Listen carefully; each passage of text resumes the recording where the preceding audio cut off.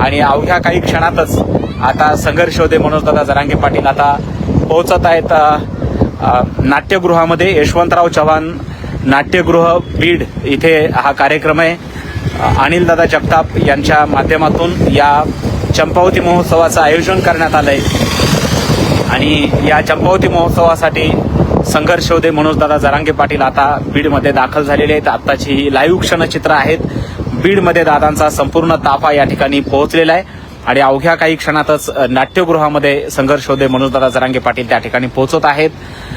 जवळपास 20,000हून अधिक विद्यार्थ्यांनी या महोत्सवामध्ये आपला सहभाग नोंदवलेला आहे. 20,000हून अधिक बीड जिल्ह्यातील छोट्या बालकलाकारांनी या महोत्सवामध्ये आपला सहभाग नोंदवलेला आहे आणि या विद्यार्थ्यांच्या पाठीवरती कौतुकाची थाप टाकण्यासाठी आणि एकूणच चंपावती महोत्सवाला भेट देण्यासाठी आयोजन समितीच्या आग्रहाखातर संघर्षयोद्धे मनोजदादा चला सर चला या ठिकाणी आपण बघतोय संघर्षयोद्धे मनोजदादा जरांगे पाटील यांचा संपूर्ण ताफा आता काही क्षणातच नाट्यगृहामध्ये पोहोचत आहे. मित्रांनो, हे लाईव्ह तुम्ही कुठून पाहताय कमेंट्समध्ये नक्की लिहा. सर्वांच्या कमेंट्स देखील मी घेणार आहे. सर्वांना मनापासून जय जिजाऊ जय शिवराय.